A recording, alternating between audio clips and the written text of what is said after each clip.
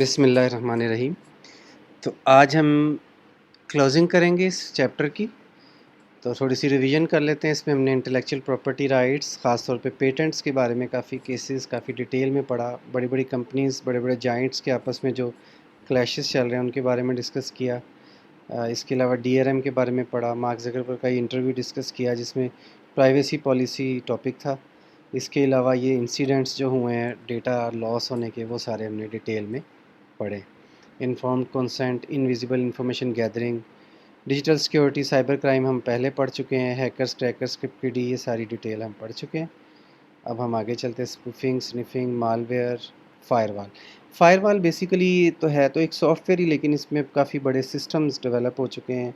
ऐसे सिस्टम भी हैं जो hardware software combination as a firewall, पूरा एक सिस्टम एज ए फायरवॉल जो है बिहेव करता है, आपके नेटवर्क को सिक्योर करता है। आगे हम ये चीज़ें अब बड़ी इजी हैं। यूज़र नेम, पासवर्ड, अथेंटिकेशन की टेक्निक्स हैं। बायोमेट्रिक अथेंटिकेशन, फिंगरप्रिंट रीडर है, फेस रिकग्निशन है, हैंड ज्योमेट्री, ये देखिए पूरा हाथ जो है उसकी मदद से आपको चेक किया जा रहा है कि आप वैलिड यूज़र हैं या नहीं। वॉइस वेरिफिकेशन सिस्टम्स है, आपकी आवाज़ से पहचाना जाएगा आपको। आइरिस मीन आँखें, आप कैमरे के सामने आएंगे, सिस्टम पहचानेगा आप वैलिड यूज़र हैं या नहीं। वो आपकी आंखों की शनाख्त उसके पास मौजूद होगी, सिस्टम आपको ओके करेगा। टू स्टेप वेरिफिकेशन में क्या होता है, आपको मज़ीद सिक्योर करने के लिए दो तरीक़ों से, यानी एक तरीक़ों से आप कामयाब हो गए अगर, लाइक आपने फिंगर लगाया ओके, मज़ीद वेरीफाई किया जाएगा कि आप वाकई वैलिड यूज़र हैं या नहीं।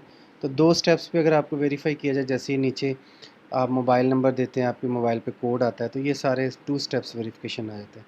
डिजिटल फोरेंसिक्स, कंप्यूटर फोरेंसिक्स की बड़ी एक अब पॉपुलर फील्ड हो गई है, बड़ी वाइड स्प्रेड हो गई है। सरकारी सतह पे बड़े बड़े इदारे बन चुके हैं जिनको फोरेंसिक्स डिपार्टमेंट बोला जाता है। ये बेसिकली शवाहिद, यानी मुजरिम को ढूंढने के लिए जो शवाहिद की तलाश होती है, उसमें जो कंप्यूटर का इस्तेमाल है उसको डिजिटल फोरेंसिक कहा जाता है। यानी आपकी कंप्यूटर में मौजूद डेटा की मदद से या कैमरास की मदद से जो आप मुजरिम को पकड़ेंगे, ढूंढेंगे, शवाहिद तलाश करेंगे, वो फोरेंसिक्स की फील्ड कहलाएगी। सॉफ्टवेयर थेफ्ट, ये काफ़ी हम डिटेल में हम पढ़ चुके हैं। प्रोडक्ट एक्टिवेशन, ये पढ़ने की ज़रूरत नहीं है। लाइसेंस एग्रीमेंट, हम आमतौर पे सॉफ्टवेयर का लाइसेंस एग्रीमेंट नहीं पढ़ते क्योंकि ज़्यादातर पायरेटेड सॉफ्टवेयर यूज़ कर रहे थे। तो अगर आप लाइसेंस सॉफ्टवेयर यूज़ करें तो ये एग्रीमेंट ज़रूर पढ़ें, तो इसमें आपको बाद में मुश्किल नहीं पेश आएगी किसी भी हवाले से। इनक्रिप्शन के बारे में मैंने एग्जांपल लिखा है, एग्जांपल ऑफ आवर बुक ताबीर रोया। इनक्रिप्शन अक्सर आपको कंफ्यूज करेगी। इनक्रिप्शन बड़ा इजी टॉपिक है। बेसिकली आपका जो डेटा होता है ना, आप उसको एक अजीब सी फॉर्म में कन्वर्ट कर देते हैं जो आपको ख़ुद भी समझ नहीं आता। तो आप एक इनक्रिप्शन टेक्निक यूज़ करके उसको एक अजीबोगरीब सी फॉर्म में कन्वर्ट कर देते हैं। अगर वो डेटा लॉस हो जाए, चोर के पास चला जाए, तो वो उस डेटा को जब ओपन करेगा तो उसकी समझ में भी नहीं आएगा, क्योंकि वो आप भी नहीं समझ सकते, वो कोड से लगे होते हैं बिल्कुल। इवन आप जैसे हमने अपनी बुक ताबीर रोया को इनक्रिप्ट किया तो वो एक अजीब सी फॉर्म में कन्वर्ट होगी। उसके बाद जब भी हमने उस बुक को रीड करना होता है तो हम डीक्रिप्ट पढ़ करते हैं। तो एक ख़ास टेक्निक होती है, एक एल्गोरिदम होता है जिसकी मदद से इनक्रिप्ट होता है। उसी एल्गोरिदम की मदद से वो कोड डिक्रिप्ट होगा।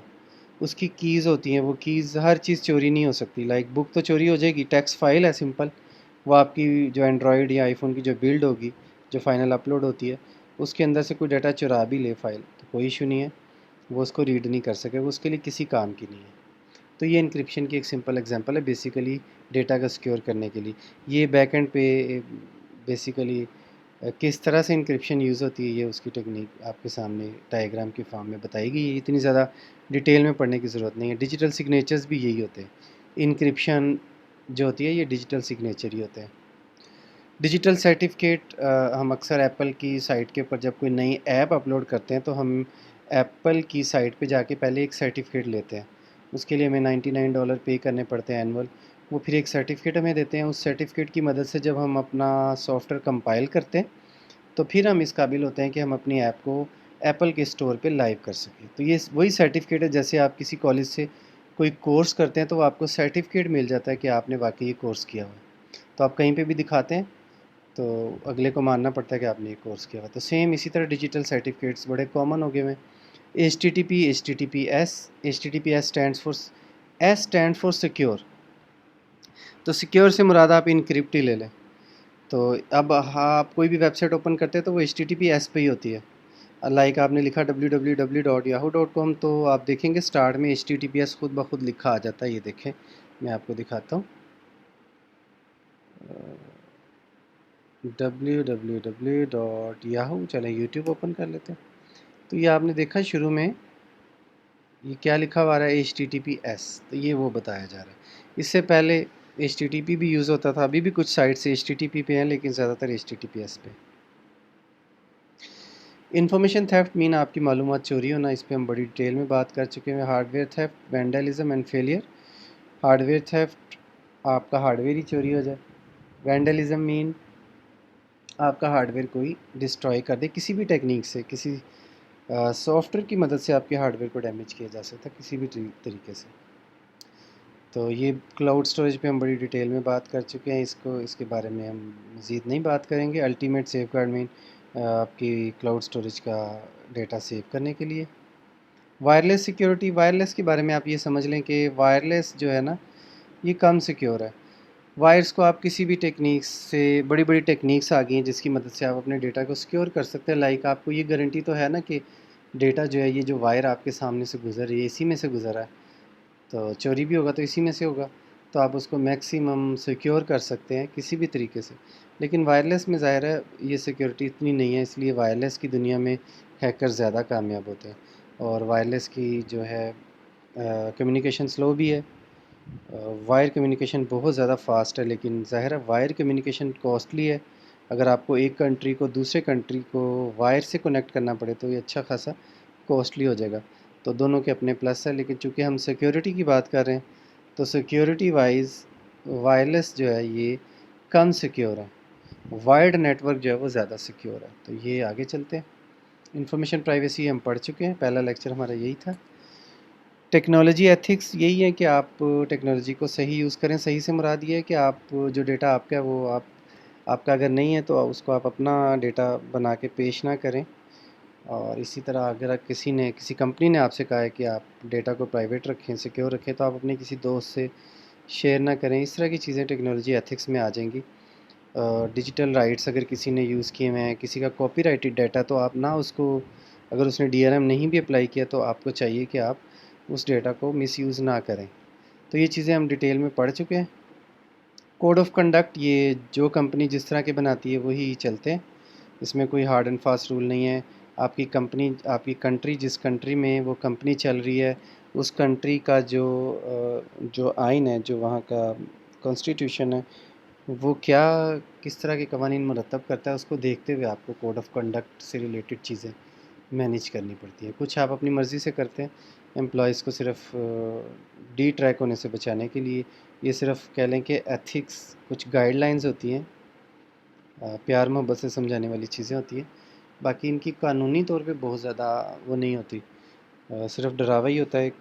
अगर कोई एम्प्लॉय जो है वो इसको मिसयूज़ कर भी जाए तो कोई पाकिस्तान जैसे कंट्री में कोई बहुत ज़्यादा कानूनी चाराजोई नहीं की जा सकती।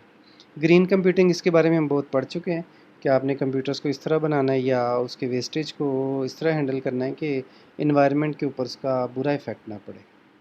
इन्फॉर्मेशन प्राइवेसी बड़ी डिटेल में हमने पढ़ा। इन्फॉर्मेशन प्राइवेसी, कुकी, ये एक टॉपिक था जो मिस हो गया।